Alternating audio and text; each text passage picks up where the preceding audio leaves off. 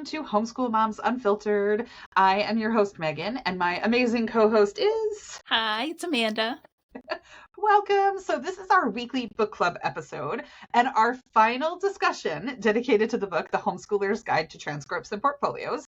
Overall, it's been a good book, and I think it's fair to say that we've both taken quite a bit away from the book, some nice knowledge nuggets, but I think we're also both ready to move on to a new topic. Yes, true on all counts. So, if you're new to our book club episodes, you're free to read along with us, but you absolutely don't have to. You are also more than welcome to tune in for the Sparks Notes Digest version, or for those of us over 40, we'll call them Cliff Notes. Yeah, so you can join us for the Cliff Notes, or you can read along with us. Exactly. Either way. So yes, we are excited to be wrapping this one up. There's about 120 pages of appendices at the back of this book. Good Lord, yes. So who puts that much into just the after? I mean, like sometimes you're reading a novel and the epilogue is not that. And I'm like, oh, I needed more epilogue. I needed to know. I've never read a book and thought I need 120 pages of appendices. So I've definitely come armed with hydration this week. I always have my cups, right? So this week I have one of our homeschool mom prototypes. You've seen I have a wide variety. If this is your first time joining in, I have a wide variety of cups. I like to bring different cups because they express my particular personality. And I was really torn today. I was torn between my Obama birth certificate mug, because it's we're recording during the DNC, but instead I decided to go with Inclusive Minds Change the World, because that also seemed appropriate for the week. It does. Yes, exactly. I know. Yeah. Obama spoke last night. So we're on a little bit of a DNC high this week. It's been good. My kids all kind of naturally gathered around the television last night and we're like, oh, we're here for this. As soon as Michelle came out, it was like camped out in the living room. So that was pretty awesome. I've got a prototype also. We're working hard on our mugs and our goodies and stuff like that. We've got a bunch of stuff in our shop on Redbubble that's already done. We've got some stickers and stuff and some notebooks and things like that are already in there. This mug is a prototype. I'm working on changing the placement of it, but it says it's homeschool. It's got some really pretty books on a little bookshelf, and it says history minus the whitewashing, which is one of the beautiful things about homeschooling your kids, is that you get to tell them true history, not the version of history I learned in school. Yes. Yeah, the actual facts, even if they don't always make us look and feel good, which is how history works. History is taught by the winners, and usually you don't win the big games without playing dirty. So, yeah. That is very true. Absolutely. Mm-hmm. We just leave those parts out, which is, convenient. So thankfully in homeschooling, we don't need to do that. We can tell them the whole truth and nothing but the truth, which is pretty nice. Yep. All right. So one thing is for sure, our author of this book, Loretta Hoyer, loves a good worksheet template. Yeah. Loves. Wow. Okay. So I actually don't have a ton of notes for this week because I just think I read this in stunned silence. But you've got our first note for the day. What did you think, Amanda? Yeah, well, there's a little bit less of what I thought and more just my observations of what we're reading, so that you know whether or not this is something that you need to go buy for yourself, right? And so I do agree with Meagan. She uses a ton of worksheets. A lot of them you could make for yourself, but if you're feeling overwhelmed in this process and you just need like an easy something you could tear the pages out of the back of the book if you're not going to use the book again, or you could make photocopies so you have it for multiple kids. I do think it's useful from that regard. So starting straight off the top, the very first appendix is about portfolios. We're looking actually at specific examples. I don't even remember what the title is. Let's see if I can find the title. So yeah, it's a portfolio and transcript sampler. So there you have it. And on the second page, so 218, you've got the trait-based portfolio, and her example is responsibility, and it's a portfolio about responsibility. And I'm not sure when you're ever going to use this. I was like, okay. I mean, I liked the variety of artifacts, since she likes that word art. I liked the variety, right? She's got all sorts of things in here where so it's about her kid's newspaper route, right? And so it's, a thank you note from a satisfied customer, a spreadsheet of his reconciling of his newspaper route, a newspaper clip of him delivering the newspaper during a blizzard, right? So like there's a nice smattering of things there. But yeah, definitely I was like, I don't know when you're using this. I mean, it's like a lot. when are you ever providing this specific portfolio? I mean, maybe if you want to, it's an internal thing to make sure that your kid realizes ways that they've taken responsibility. Because I think during that section, she did talk a lot about the ones that are just for in your family. And so I guess maybe from that regard. Kind of an observation of your growth kind of thing and all that. Yeah. Yeah.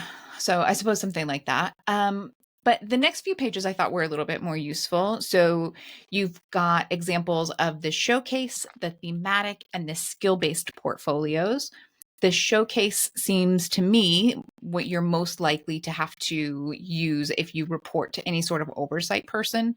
And honestly, and I think I say this a few times in my notes for today's episode, with Common Core these days, it's pretty easy to do and to put these things together because it's really easy to look at what the Common Core standards are printed everywhere. And so it's pretty easy to look those up and be like, oh, they want to know that they have learned this thing about Indigenous peoples or this thing about economy and the local community that we live in. And so like you just slap that on there, right? Copy and paste it and slap it on there. Like, look, we did this. And then Done. you have your artifact for how you did it, right? So so the showcase example I thought was pretty, like, most of us who have to provide some kind of a portfolio to an oversight body we're doing a showcase. The thematic, I didn't really understand why you would use this version of a thematic portfolio. And I was like, maybe I really should have gone back and looked at the portfolio chapters to see when she was saying to use the thematic. Cause I was like, I don't know, maybe if your kid's trying to get into a special camp or like a class that has like prerequisites or something, and you're trying to prove that they have it, even though they don't have like what's on paper kind of thing. Specific prereq, yeah. Yeah. And then there's the skill-based portfolio. And again, this was one of those things I'm like, and I'm guessing it's more for like artists or teens seeking, some kind of internship or something like that. I don't get it. I don't really know.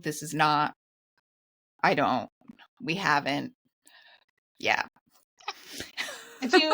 So again, I wasn't homeschooling 25 years ago when this book was written. So I can't say what the environment was like or why she felt like she needed to do all these things. Maybe that was the culture then. Maybe you needed to kill a fly with a sledgehammer because you were starting out so far behind the starting line in society's view that you needed to prove yourself in this way. But I just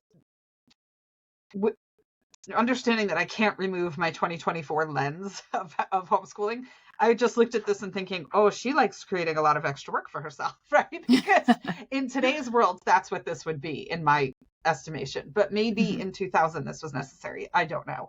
But yeah, I looked at this thinking, wow, you just really like to slice and dice the same information 72 ways and keep yourself busy, don't you? Yeah. Right? So yeah, I wasn't necessarily getting it. I suppose from a how-to perspective, right? If you have a specific vision in mind and it doesn't align with exactly what everyone else is saying about putting transcripts together or putting a portfolio together, this might be helpful because it definitely looks at all the different ways that you can do it. So even if they're not ways that I would do it or that Meagan would do it, like it might be useful for you. All right. We'll just leave it at that for that part. Okay. So the next part is then we move on 222, we move into the transcript examples. And so the very first one is the Carnegie Unit transcript. And of all the things in here, it's the one that's kind of the most depressing to look at, in my opinion.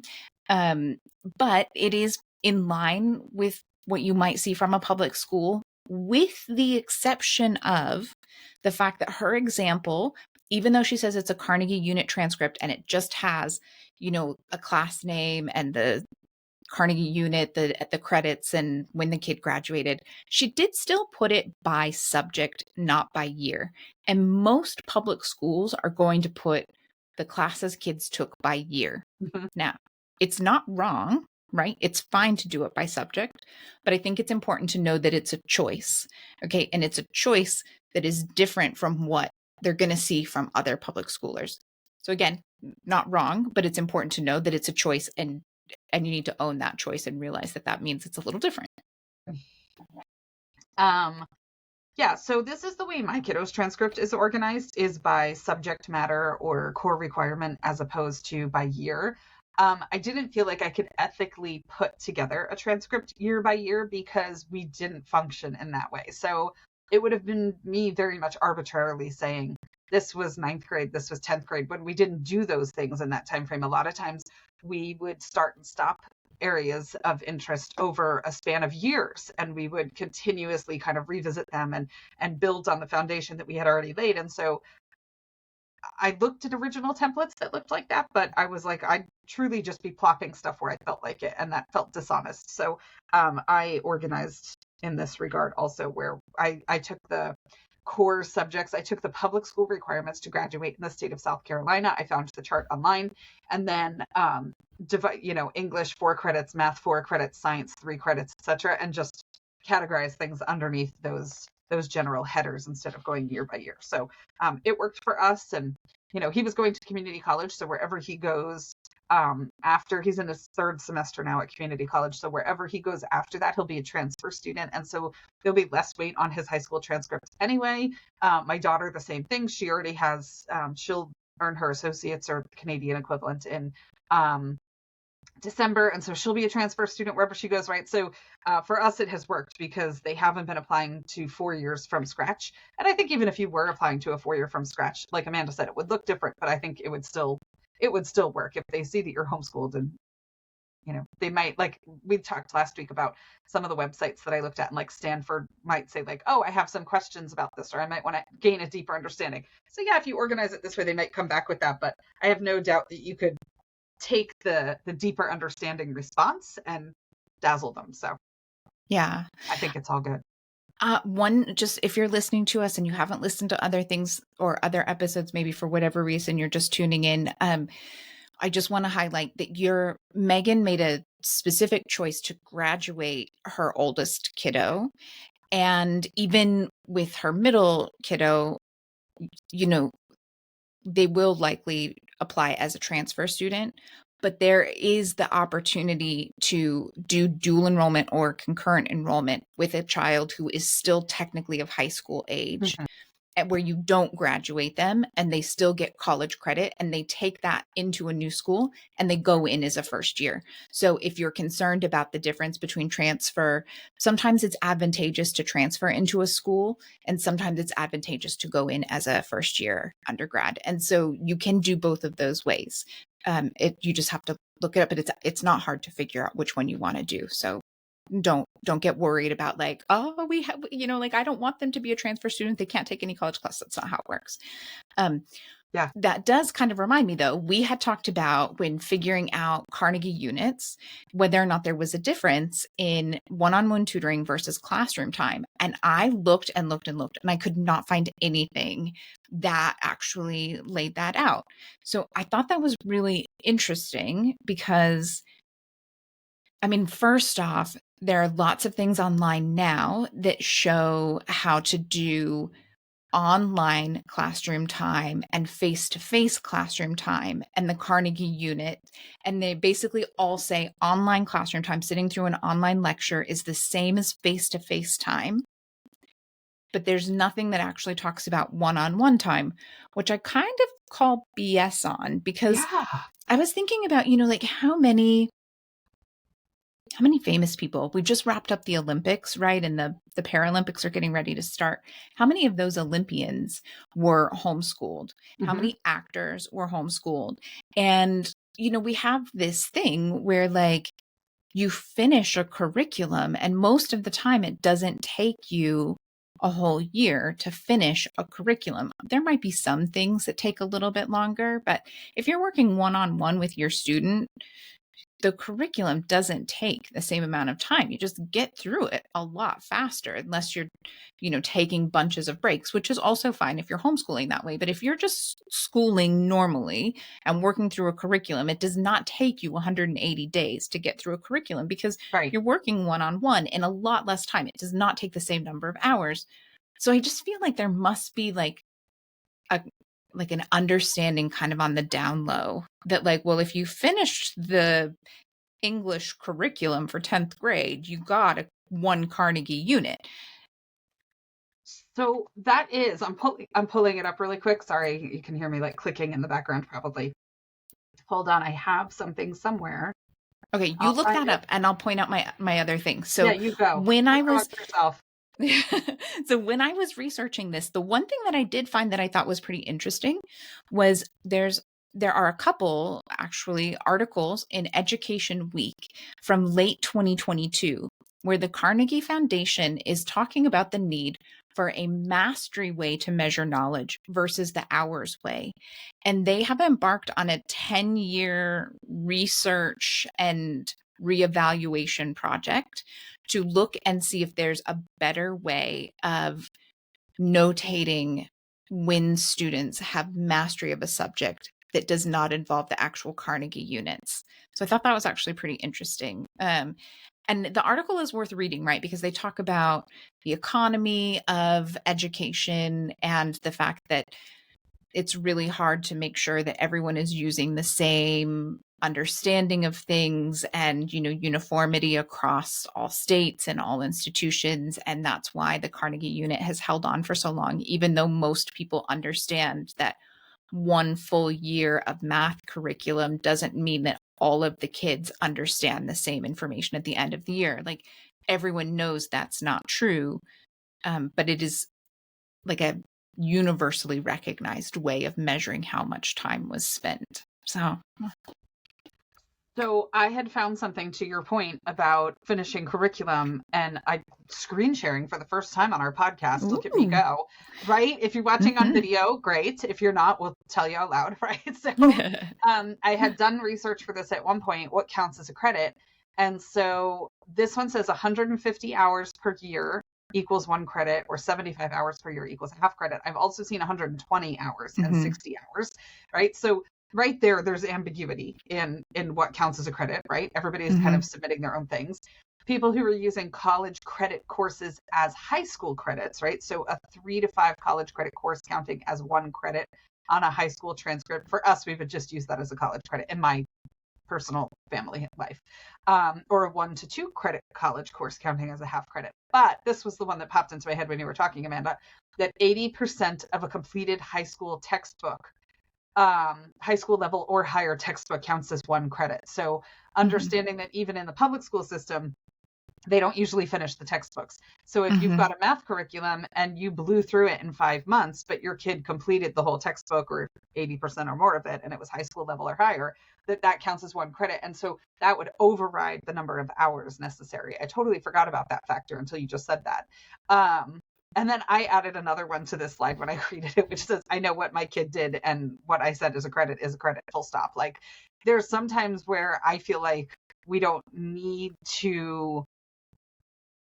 to have counted every single hour to know that my kid took on a massive project that he's been working on for 2 years. And I'm like, yeah, it counts, right? Like, that was the level of learning, and then the level of passion and depth was so rigorous that I counted it, right? So there's an element of that too as a parent, right? Not Education Week article, the head of the Carnegie Foundation at the time was saying, like, there's comfort in knowing that 4 classes a week of math, 4 40-minute classes a week of math every week of a school year equals math.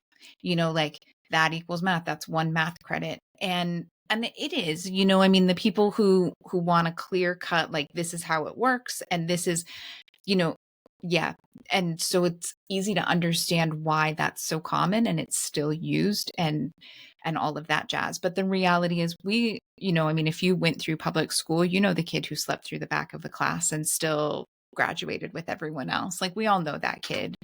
It's a So reality. I'm laughing because Liam You took were his that kid? college. Oh no. So Liam took his college algebra test last week, and there was a trig component on it at the very end. When he got to the last unit, there was some trig in there, and he'd never really done trig. So I certainly wasn't helping him. He was working on figuring that out, and he was watching the videos, and it took him a little longer to get through those sections. And I was like, oh, I said, I have some help for trig if you need any support, because I took a full year of trig. And he's looking at me like, surely there's a twist in this, because there's no way my mother's helping me with trig. So I said, okay, when I went to school, we had uniforms, right? And we had a choice between a skirt and a kilt, and the kilt had the wraparound and whatever. And I just felt more comfortable in it. And so I always wore a kilt all 4 years. And I said, you just tape a piece of paper inside the front flap of your kilt. But I said, you have to tape it in upside down so that when you're sitting at your desk and you fold it up, it's right side up now. And then you can see all the trig equations. And he just rolled his eyes and he was like, thanks for the support, Mom. And I was like, listen, I passed trig. Okay. That's all you need to know. So I was awake and still didn't get it, but I figured it out. Yeah. Well, and I mean, you essentially gave yourself open book tests, which we've talked before about the fact that why are we so worried about, how much you have memorized?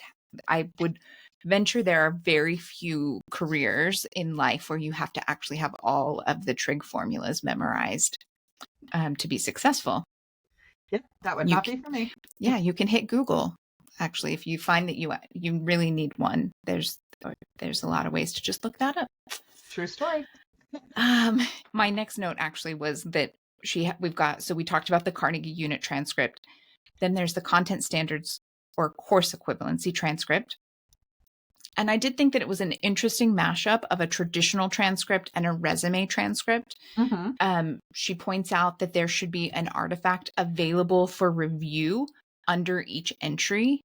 And so each one of these things, I mean, it's a lot of pages. She likes to use a lot of pages. And apparently each one of the things that she's put under here is an actual artifact that you can then look at. So that's a lot of artifacts as well. I suppose it would be easier to put that together these days, because instead of having to have a diskette for each of your artifacts, you could actually, just link it somewhere. Link a Google Doc or whatever. Exactly. Yeah. So yeah, there's that. And then the next one that she highlights is the performance standards transcript on page 230. And I was like, I mean, it's called performance standards. So maybe for a performance art school or something like that. I don't know. It reminded me of the kindergarten report card that we looked at when we did the episode called "What the Fuck Did We Do to Kindergarten," where it was like, Mary can hop on one foot, Mary can stack blocks. Like, I kind of felt like it was like that, but it was like the high school equivalent, because it was like, write a short story, discuss important American documents, cycle, swim, ski, and sail, officiate youth basketball. I mean, some of it was just. That's it. And again, I think this is probably a product of the time that she was doing it, because she does say that this outlines their family's criteria for graduation. And then she goes on to, that he's achieved each thing that they needed him to achieve to graduate from their family high school. But I just don't think that I don't think that you should probably use it that way these days. Right. Okay, I'm going to put that out there. In 2024 and moving forward, I don't think you should use the performance standards transcript the same way that she did. Now, if you want to use it for like a performing arts school, or some kind of intensive or something like that, and you feel like you want to put something together, like, I guess by all means go for it. Have at it. Yeah, right. Yeah. So after that one, you've got the resume transcript. It's again grouped by subject, but it puts dates to things. So it does look very much like a resume, and each job is actually subject. And I mean, putting dates to things, it may or may not work well depending on how you've studied and how you've learned and what you want to include.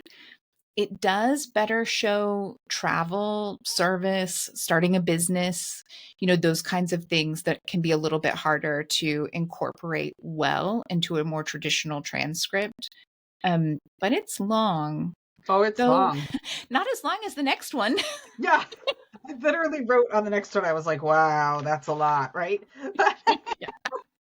I'm just looking at this though, and I'm like, this kid must have been fun. Like, he did a radio internship. He was the drummer and fifer of the 10th Massachusetts Regiment reenactment group. Like, he just seems like a fun kid, I mean, he's got a bunch of stuff going on. He skis, he swims, he does this, he does that. He did an internship at a radio station. I'm like, he's all over the place. He's kind of he's got to be like a fun cat to go and like have a piece of pizza with and like chat about life with, Yeah, like, what are you up to now? Right? Exactly, right. Yeah, for real. All right, so next is the reflective transcript. And she starts off with this letter, and I made a note that just says, I feel like a letter from mommy and daddy is a bit helicopterish, right? Like, it is literally a letter from them, from Bill and Loretta Hoyer, explaining the transcript and what they've gotten there and kind of explaining their kid. And I just felt like, again, maybe in 2000, because they were the school administrator, if you will, like maybe that was the thing to do. But it feels a bit like mommy and daddy helicoptering, right? Like, that's how it comes across to me. And I think part of that, I'm a little bit tainted by, we read that book in book club called Raising a Good Adult, or How to Raise an Adult, or something. It had yellow and white stripes on the cover and red letters. That's all I remember. It was, the author was a dean, or a former dean at Stanford, I want to say. And she just went through example after example after example of things that they had seen at the school where these kids showed up completely unprepared to deal with life because their parents had consistently removed obstacles and just smoothed their entire path so that the kid could solely focus on academics and excel at academics. And then they showed up at college completely unprepared to navigate the actual world. And so I think I am a little bit tainted by that book. But that kind of influenced my thinking over this letter of being like, I would not write a letter for my kid to go to school. I mean, if they required something from me as the administrator of the homeschool, I would send something. But otherwise, I feel like it's a little bit like mommy and daddy-ish. Like, he had to do something at administration not that long ago, and like he went and did it himself, and then he couldn't get it done, and then a professor went with him to administration to help him through it and whatever. But like, it was hard because I could have totally showed up, and it wasn't like I wasn't willing to help, but I was like, okay, I mean, even when we went and filled out his FAFSA form at school, the lady was asking questions, and I started to answer one at one point, and she was like, this is his application. And I was like, okay. So, I was like, I just kind of sit back and let him do his thing. So I feel like the letter from mom and dad to me was like, it felt tone deaf, at least in today's day and age. I couldn't say about the year 2000. Yeah. I mean, I think that's one of those things. From my understanding, there are a couple of states that still require like a letter from your school for your kid to actually graduate, like that kind of outlines like the requirements of your school, your private school, and whatever. So I know here in California, you don't technically homeschool, you have to register as a private school. And it's a whole thing. And so sometimes, I don't think you have to do it here in California specifically, but if you're in a state where you're in a similar situation, I do know that there's still one or two states left that require like a letter from your school that kind of outline what you do and what your expectations are. And so maybe that's what this letter in here is for and about. I have to be honest, I mostly skipped it because I find pretty much all of her letters in the book like eye roll inducing. That said, I did think that the reflective transcript was an interesting idea. And I mean, yes, to your point, maybe an example of like making more work for yourself. But I feel like if you're going through and you're putting all of this crap together to try to figure out how to make your regular transcript, this is, like, why not start here and then whittle it down to the smaller transcript that you need? And it just gives loads of information, right? Like this reflective, it goes on and on and on. It's a lot of pages, and there's like a paragraph under each thing that they did, but it does give a lot of information to your student, to your kid, and it would probably be really useful for them to have moving forward over the next several years, to be able to look back and be like, oh yeah, I forgot I took a class in this, or I forgot that we did this and we talked about it and we learned this, because they're going to have a lot of things where like, well, I know that. I don't remember like how we studied it or why we studied it, but I already know that. So if it's reflected in your 15-page reflective transcript, it might be useful. But yeah. Yeah, I feel like too, we did look at the websites last week for some of the universities, and a couple of them said, I think Stanford definitely, and what was the other one that we looked at? Penn State, I think, said like we might ask for more detail. So if you kind of start there, to your point, and then whittle down, if somebody does come back and say, hey, it's like, boom, you have all this detail in case they should ask for it. So I can see where that could be helpful in those instances. That's true. My literal note actually in my notes that I didn't say is just don't ever give it to someone. They need to want more information before you drop that novel on them, right? It's a ton of information. But to your point, they may, especially if you're trying to get into a really selective program or something like that, they may want to know what this interdisciplinary thing on your transcript is. And so to be able to send it to them and explain like, well, this is what that was. This is how we did that. I can see it. Yeah, I could totally see that. Oh. All right. So before we continue our journey through Loretta's many, many appendices, we wanted to remind you about some other ways that you can interact with Homeschool Moms Unfiltered and all of our content and support and guidance and advice and all that good kind of stuff. So we host a Facebook group and a Patreon. Both are called Homeschool Moms Unfiltered. So if you're on either platform, it's pretty easy to find us. In fact, over on our Patreon, there's a free unit study waiting for you about hurricanes. It's super fun. Got some STEM activities and all sorts of good stuff in there. Patreon members get a unit study, a themed unit study every single month. And they also have access to 2 live meetings each month to support you on your homeschool journey and just help you build community, which can be a little challenging sometimes. We did an episode on trying to build secular, supportive homeschool communities. And I know I found mine virtually because it doesn't exist where I live. So check out the description for the links to those groups. We would love to welcome you and support you on your homeschooling journey. Yeah, for sure.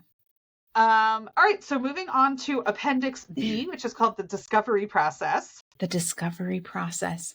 Okay, so I will say she started off with the following worksheets are designed to help you mine your memory and search your home for artifacts that are forgotten, hidden, or unnoticed. And I do think that from that regard, it's a good resource. Mm-hmm. Okay. So I have to say, sometimes when you're reading something and it might be good, but you're just like not in the frame of mind for it too. That could have partially been my issue with this particular section. Like we both kind of talked about last week, like we're ready to move on to a new topic and all that. And then last night on top of it, I was watching the DNC. So I was kind of like sucked into that and I was enjoying that and whatever. And so I'm reading this and I'm just like, what the hell is she going on about now? And so, so I feel like if I had read it on another day, I might have taken away completely different things, right? But 247, she talks about using your phone bill as an artifact. I just had that lady, that lady who's a meme that's like, ain't nobody got time for that. I was like, my fucking phone bill? Like, it doesn't tell you who you called on the phone bill. It just says numbers. I'm going to look up every single phone number on my bill to see if maybe one time I booked a field trip to an oceanographic center like 6 months ago or something. Like, what the heck? So yeah, but I do agree. The list goes on for pages and pages and pages. And I did think that generally speaking, the list was pretty good, aside from telling me to look at my phone bill. I just wasn't in the mood for it. I wonder maybe if you had a bunch of international calls and you'd forgotten about something.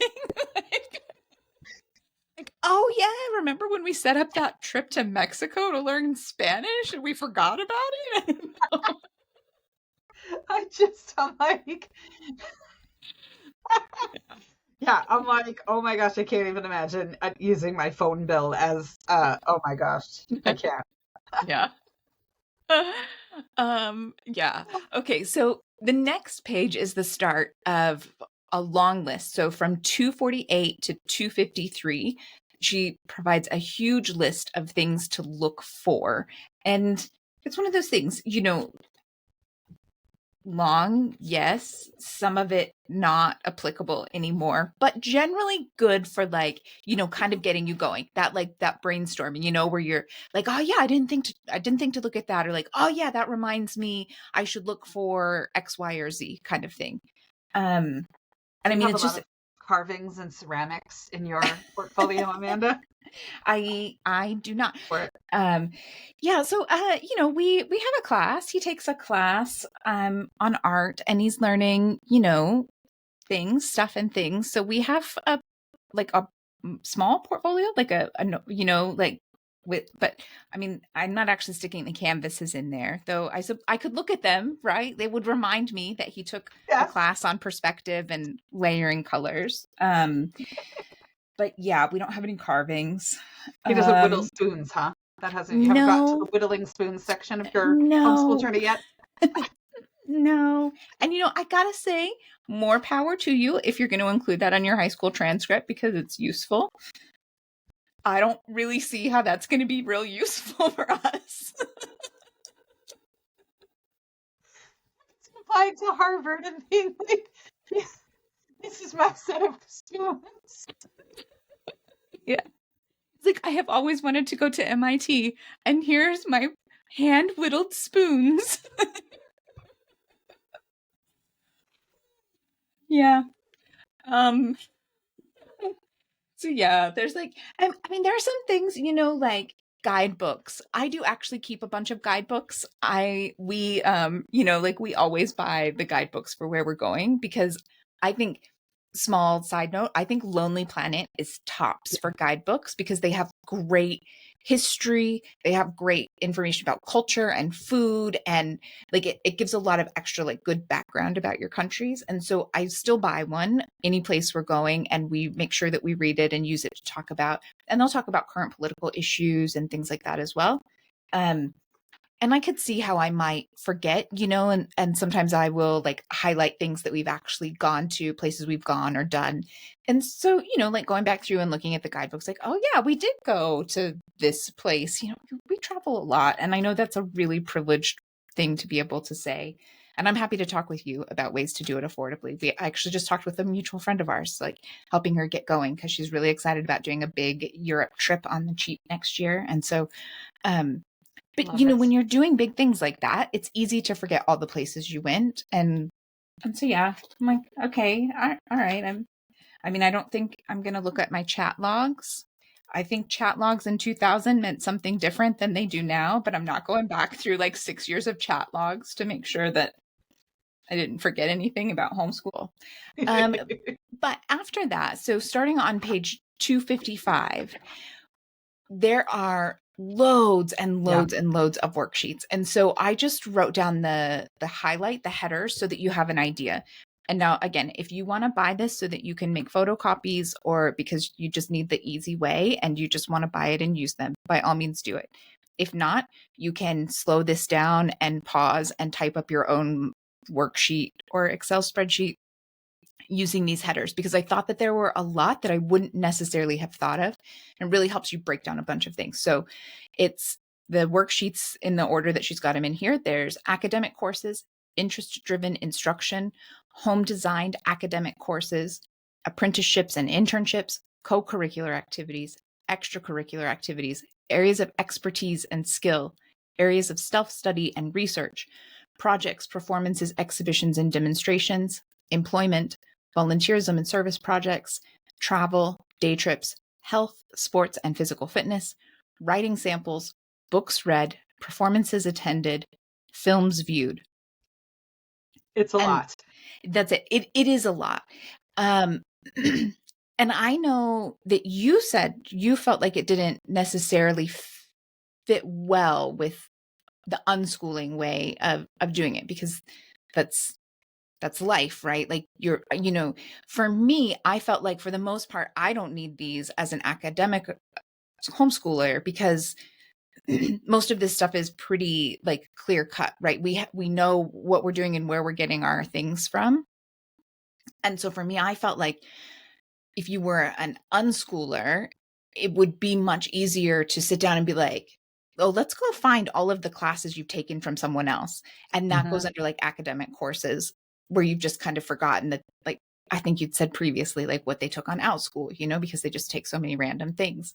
And then interest driven instruction being, whatever they were into, and, how you've designed a course around what they were doing for themselves. And then the home designed academic courses, maybe that's something where like it wasn't necessarily your kiddo saying we want to do this, but because of life, in your family, they learned, home ec or some other kind of economics, or, home maintenance, or, that kind of stuff. And so, I mean, I just think it's probably just a really good way to help you like get all of your stuff and ideas down on paper and work from there, whatever you're doing and however you're homeschooling. I liked the idea of doing the activity. Where I would struggle is separating them out into the categories that she listed. So for me, like, there's no difference between an academic course. I shouldn't say no difference, right? But the lines are very blurry between an interest-driven course and an academic course, and books read and films viewed, and like they all intermingle so tightly in our world that I didn't dislike the idea of doing the activity. It was more a matter of like, there'd be so much gray area that I think I would waste time trying to separate them out and trying to categorize them, that I'd almost rather just have like one big lump of a list, And that's where we talked previously about Post-it notes, right? And being able, like, I'd almost rather put all that stuff down on a Post-it note so that I could then shuffle my Post-its and say like, okay, this did lean more academic, or this leaned more this way, or this leaned more that way, right? But I think for me, it was just trying to separate them into those categories would be the part that would be difficult as an unschooler, I think. Yeah. Whereas I guess, and this is just also one of the differences in the way that we gather information. And we see this in lots of things that we're doing, right? For me personally, I like having a specific prompt that I'm going off of, right? And so like, to me, if I were in your position, I could see being like, for example, like, okay, Astrid, we're going to do academic courses. Like, can you fill out any class that you actually signed up for and did? And then with interest-driven instruction, like, okay, can you use this worksheet to fill out all of the talks and presentations that you randomly signed up for, the one-off things that you signed up for and you did, and like, just so that you had them. And then I would still probably end up putting them on Post-it notes or cutting my worksheet into strips and then reorganizing them all over the floor, right, to what I wanted, because I'm not all about writing it twice. But yeah. Totally. But it is, so, I like the idea of doing the activity. I'd probably just change it up a little bit the way I did it, but yeah. Because I didn't realize how deep that list was going to go. Like, I saw the list on 254 where she lists all that stuff out, but I didn't realize there was going to be a separate worksheet at first for every single one of those things. So at first I just looked at academic on 255 and then interest driven on 257. And I was like, oh, lines are too blurry between those two things. I can't do that. And then it kept going and I was like, oh, the lines are just like invisible at this point. Like, I can't even, I was like, there's way too many categories here for me to try to separate things out, because everything we do is so intertwined that I was just like, there's no way I could separate these. I would waste so much time being like, especially because I am very indecisive too. Like, is it this or is it that? Should I put it here? Should I put it there? Like, I'm like, I'll just make a list. It'll be fine. Yeah. Yeah. Whereas I'm like, I'll just put it on the worksheet and then I'll cut it off of that worksheet and rearrange it however I want. It's just a place for me to put down my ideas. So then the next, like, to have options. Yeah, exactly. Yeah. And that's it, right? There are lots of ways to do this. We say it over and over. There are lots of ways to do this, and there's not one right way. So next you've got you've got more sets of worksheets, right? So on 291, there's the artifact assessment worksheet. And this is kind of just a one pager, but I thought that this was actually pretty good. Mm-hmm. If you're looking at including an artifact, you can use this, and it has a place for you to mark off. Do you have the artifact? Do you need to acquire the artifact, or do you need to create the artifact? And then evaluate each one for credibility, clarity, quality, and context. And I think just having it there where you have to check off each thing, it's kind of like a rubric or anything else, but just that like holding yourself accountable and being like, Mm-hmm. okay, this is what I want. And then you're not getting it the last minute, you're getting ready to submit it. And then you're like, wait, I thought I thought I put that together, but I can't find the spreadsheet, or I can't find the PDF. Like, I swore I had it. Like, okay, well, actually, you imagined it in your mind, and you had all the best intentions of creating it, and then you ended up on something else, and it didn't actually get created, and it's not checked off on your spreadsheet because you didn't create it, right? Yeah. Like, I think it's helpful. I mean, when my kids were little and we would travel a whole bunch, like I had 3 kids under 4. So, and I travel a lot with my kids solo, even when they were younger, I did. And so it had to be a very fine oiled machine, or else things were going to fall apart very quickly. Like me going through security with 2 toddlers and a newborn at an airport, like everything had to be. And so there was always a system. And I always had like standard things that I traveled with, right? Like I always had a nightlight. I always traveled with Sharpies, because it was like there was always going to be a time where I had to label a cup or label something so that we know whose thing was who, or a water bottle. Like if we were in a hotel, and otherwise you end up with 50 water bottles everywhere. And so just having like a standard travel list that I could bounce off of every time. And then sometimes I may be like, oh, I don't need X on this trip. But that having a checklist is always like top notch in my world, as far as just kind of like dotting your I's and crossing your T's. So I do like it from that perspective. Yeah. Yeah, for sure. Okay, so after that, we get into more worksheets that you can fill out. And so starting on 297, you've got a whole bunch of other ones. And now these ones, I will say that I was very much like, I'm sure for some people it's helpful. For me, I don't know how helpful this would be. I might look at them and, jot one or two random things down. But so you've got, I'll read through them again in case you're doing that. Like I want her ideas, but I don't want to buy the book.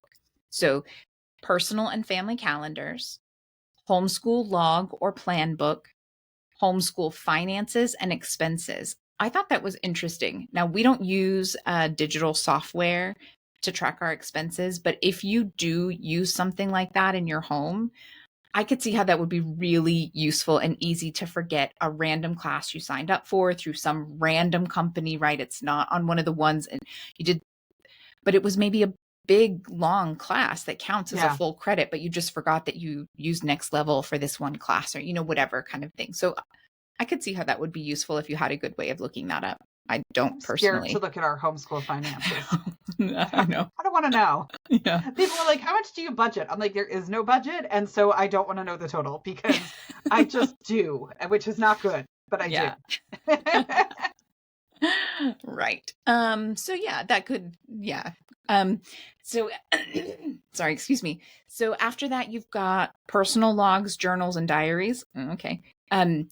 Computer digital files. That is not what it's called in here, but basically like, what do you have saved on your computer, and diskettes and thumb drives. Although she didn't have some thumb drives back then, so I'm getting a little ahead of her time. Items in secure storage. I'm not sure. I mean, I guess we do technically have a lockbox because, we live in a condo and there might be some important things that we don't want destroyed if one of the sprinklers goes off, but we don't have a lot of other secure storage. Map and travel brochure box. I'm a little like, okay. Photos. I think she's specifically talking about like photo albums, but there's photos, and then next she's got audio and videotapes. You're like, book your album book on your phone. It's going to have all of that in there, right? For the most part, but that's useful. We talked about it before, posting things on Facebook, not to show off what you're doing so much as as a reminder, right? You know, of fun moments to be reminded of in 3 or 5 or 10 years kind of thing. And so I could see that. Boxes and milk crates. You know, you're not really getting, I remember back when you used to get actual milk crates. These days, they're just the Target version of milk crates. Yeah. File folders, filing cabinets, cupboards, closets, cabinets, and shelves. I was like, okay. Bookshelves and everyday evidence. Well, like, I felt like we were getting a little less useful as the worksheets went on. But I feel like maybe Marie Kondo would be like looking at this and being like, how much sparks joy in your life, lady? Like, that's a lot of joy sparking over there. We need to purge. You know, I'm like, I don't keep any of this stuff. yeah. So yeah. But that does wrap up Appendix B. But wait, there's more. Yes. Thank God you're here today, because I'm a terrible influence in this episode. I'm just like, this is too much. I'm done. This is too much. I'm done. I was watching Obama jokes. So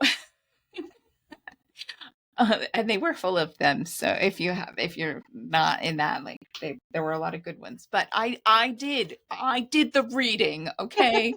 I read it. I just was like, I don't know. I'm done. So I'm very thankful Amanda's carrying this episode. All right, so Appendix C. It is titled Helpful Words and Terms. And it just starts with a glossary of assessment terms. I didn't find it particularly useful, but I made one note. The one note that I liked, because I did read through them all. See, and I didn't. There's one of the differences. I was like, okay. Enough of this. I did like holistic scoring. So she defines holistic scoring as assessing the overall quality of a performance or product rather than analyzing and scoring each of its criteria separately. The opposite of analytic scoring. And that's a separate thing in here, right? So homeschoolers might use analytic techniques during the learning process to teach or fine-tune a particular skill, and holistic assessment after the project is completed. And as an unschooler, I felt like I did a lot of holistic scoring because we never tested anything. And so I liked having a term for the thing that I've already been doing, because sometimes I have a really hard time explaining what I've done to people. And so I liked that she gave it a name. And so now I will be using that more often. Okay. I'm with you. I'm picking up what you're putting down. There you go. So just after that, on 333, she talks about this a lot. She referenced it. It's Bloom's taxonomy, and like I said, she talks about it a lot of times. It's a list of words and things to kind of help you. I don't know. It's kind of like a thesaurus for homeschooling. I don't know. She really does like that book, though. She talks about it a lot. Yeah. And it's, it's a short, it's just like 2 pages of words. It reminded me a lot of resume writing, right? Where it's like you always start with an action verb. And so that way, instead of saying like understands this, understands that, understands this, it's like different action verbs basically to, describe your knowledge base and different ways of describing things so that you don't sound like a broken record kind of thing. That's kind of how I took it. And I was like, I think ChatGPT is going to write all this stuff for people soon anyway, so it won't even matter. Yeah, that's it. I mean, it's, so different ways to say knowledge, to express that you have knowledge, different ways to express your comprehension, application, analysis, synthesis, and evaluation. So, do with it what you want. It might be useful if you actually buy the book, and I wouldn't buy the book for it. So, right. There you go. I would think that as well. So then the next one on page 335 is the Dictionary of Occupational Titles. And again, she's broken it down into something that she finds useful, and some other people may also find it useful. I just didn't. Not us. Yeah. Yeah. And I would not buy the book for it. But if you have the book already, it might be something that you want to look at and see if it helps you. We're not finishing strong here. No, we're not, because it's just a downhill slide from here. So on page 339, she's got personal trait, and it's called Your Personal Traits, and it's just a list of adjectives and phrases that you might use to describe dependability, common sense, interpersonal skills, communication skills, your manageability. I was like, okay. Now, if you're sitting there thinking, wow, appendix A, B, and C, that's a lot of appendices. There's D. Okay. It just keeps going. It Thankfully, I don't think either of us did. I didn't even look at any of these. It's all websites and resources, and it's so old that I didn't even look up any of these websites, which is really not in my nature. If it was a more current book, I probably would have looked at every single one of them because I'm a bit of a nerd. But I didn't even look at any of them. I was just like, this is old. I'm done. The end. And I closed the book. I mean, yeah, I briefly looked at some of like the titles or the different names of things, and I thought, well, some of them are still, good resources for scholarly journal articles or things like that. But I mean, truly, my note was, is there anything useful when it's 25 plus years old? And for the most part, I don't think there is. I mean, there are a few very rare instances where you should cite older sources, but in this day and age, stuff comes out so quickly, and there's so much easy access to new current journal information and articles and research. I know my kiddo was in a class and they said, generally speaking, don't reference anything more than 10 years old. Mm-hmm. And again, there are cases where that's not applicable, but as a general rule of thumb, I mean, really, you should be looking for things that were published in the last 10 years to support whatever you're doing. And that is not any of the resources in this book, in this appendices, at least. I'll say that. Yeah, I mean, the earlier parts of the book had great stuff. So when I joke, like, we're finishing on a really low point here, but the earlier parts were really great. Yeah. And so it just, I think towards the end, she started to beat a dead horse a little bit. And then also, some of it was just outdated and whatever. But I took away plenty from the earlier parts of the book. So I'm still glad we read it. No, absolutely. And throughout the earlier part of the book, she references these pages, right? So we didn't go, while we were reading through, we didn't go into the back because we knew there was a lot and that we were going to cover it later on. But as a whole, I can see how they would be useful. And I definitely, when I was reading it personally for my own personal use, perspective, lens, whatever, however you want to say it, I was going back and looking at the various, pages back in the appendices that she had mentioned here and there. So yeah, it's not bad. Yeah. I just wouldn't read them all on their own, separate and independent from the book itself. Yeah, no, I thought it was worthwhile. So that was good. Yeah. But we do. So next week now we'll start a new book, which I'm super pumped about. Yeah, it's a good one. I'm excited. I am excited. So our next book is the Homeschooling Starter Guide, How to Create and Adapt the Best Education Action Plan for Your Needs. And we've linked the paperback and the ebook in the description. So if you want to read along with us, you can. I'm even more pumped about it because we posted it in our Facebook group that we host. And Kelsey, who's one of our amazing homeschool parents, said, this book was a game changer for me. And we haven't read it yet. So that got me even more super pumped. I met Kelsey at a homeschool conference, and I know that she's awesome people. And so I was like, oh, I'll take your recommendation, right? Like when you know the person, then it can even like solidify it even more. So that made me like double pumped to read our next book. So I can't wait. Yeah, no, I thought the same thing. Like, oh, that's great. I have started it. I had started it a while ago, and I'm not very far into it. So I was excited to hear someone say this actually was a really good book for me, because it's also not very big. It's a pretty little book. It's pretty easy to get through. It's not going to be like really hard, heavy reading. And I think that's even better, right? When you get it, I got some kind of starter guide for homeschooling, and I kid you not, it was a brick. I was like, I don't know how, like, I might get through this by the end of my homeschooling career, right? Like, how about that?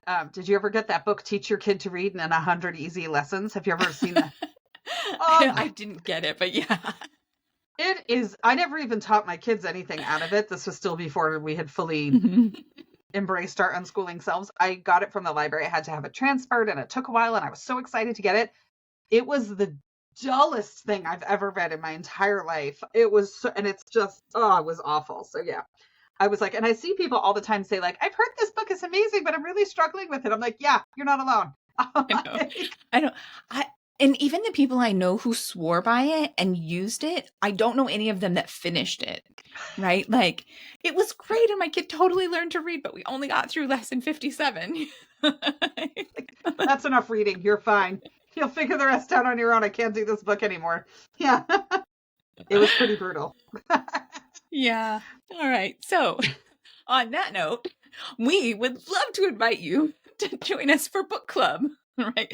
So you've been tuning in and following along with us, but we would love to invite you to actually join the discussion in a future episode. So if you're keen, only if you're interested, feel free to DM us on Facebook or Instagram with a 1 to 2 minute video about why you would like to join us, right? We would love to hear you and see you talk. It's not just a podcast, it is a video as well. So you should be aware of that. That's why we ask for a video from you.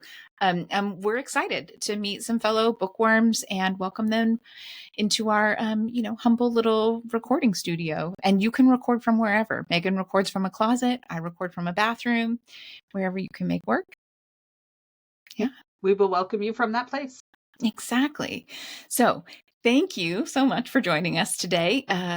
Make sure to tune in next week, right, as we kick off our new book. And we will be talking next week about dealing with homeschool backlash from friends and family. So it should be a good talk. And in the meantime, happy homeschooling. Happy homeschooling.